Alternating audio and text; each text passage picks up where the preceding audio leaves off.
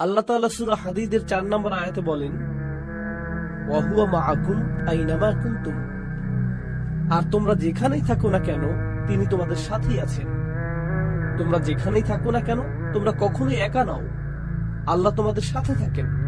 তিনি তোমাদের দেখছেন, তিনি তোমাদের রক্ষা করছেন, তিনি তোমাদের কার্যক্রম প্রত্যক্ষ করছেন, তিনি তোমাদের পরীক্ষা করছেন প্রতিনিয়ত। আমি কখনোই একা নই।